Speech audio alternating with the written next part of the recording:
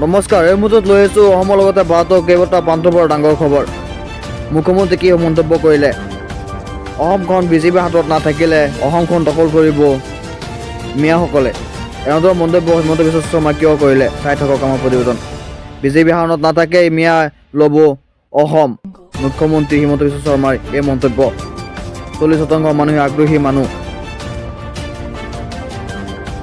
আমাক অভিশাপ দি থকা মানুহখিনি এদিন অনুপ্ৰাপ্ত হ'ব। মানুহৰ মৰণশীল, ময়ো সদায় জীয়াই নাথাকোঁ। তিনি গগৈ মিয়াৰ আটাইতকৈ ডাঙৰ সমৰ্থকো। তিনি গগৈ বাংলাদেশী মিয়াৰ পৃষ্ঠপোষক। দিছপুৰৰ পৰা আৰম্ভ কৰি গোটেই অসমখনেই মিয়া কবলত থাকিব।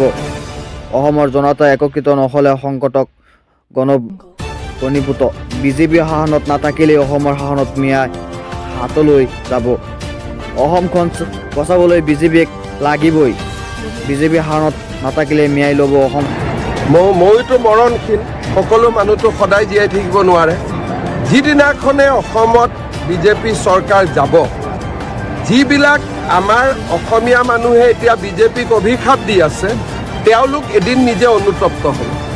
কাৰণ এটা মথাউৰিৰ দৰে আমি থিয় কৰি থৈ দিছোঁ। 40% মানুহ আগ্ৰাসী মানুহ। তেওঁলোক আপোনাৰ মোৰ দৰে মানুহ নহয়। তেওঁলোকৰ মনত এগ্ৰেশ্যন আছে। ফেচবুকত যি ধৰণে কথা কয়, ছ'চিয়েল মিডিয়াত বিজেপি চৰকাৰ থাকোঁতেও তেওঁলোকে কিমান বেয়া বেয়া কথা ক'ব সাহস কৰে।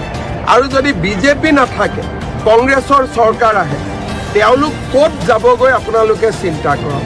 এটাটো জনগাঁথনিৰ পৰিৱৰ্তন, আৰু এই ব্যক্তিসকলৰ বহুতে উদণ্ড।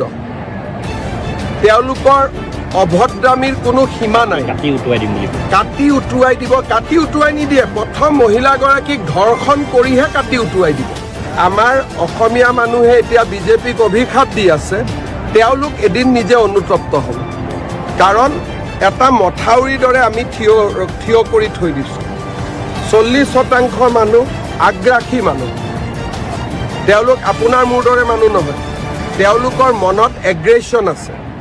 ফেচবুকত যি ধৰণে কথা কয়, ছ'চিয়েল মিডিয়াত বিজেপি চৰকাৰ থাকোঁতেও তেওঁলোকে কিমান বেয়া বেয়া কথা ক'ব সাহস কৰে। আৰু যদি বিজেপি নাথাকে, কংগ্ৰেছৰ চৰকাৰ আহে, তেওঁলোক ক'ত যাবগৈ আপোনালোকে চিন্তা কৰক। এটাটো জনগাঁথনিৰ পৰিৱৰ্তন, আৰু এই ব্যক্তিসকলৰ বহুতে উদণ্ড। তেওঁলোকৰ অভদ্ৰামীৰ কোনো সীমা নাই। কাটি উটুৱাই নিদিয়ে। প্ৰথম মহিলাগৰাকীক ধৰ্ষণ কৰিহে কাটি উটুৱাই দিব। যিটো তেওঁলোকৰ আজিলৈকে যিটো অসমত ইতিহাস আছে, সেইটোৱে হৈছে ইতিহাস।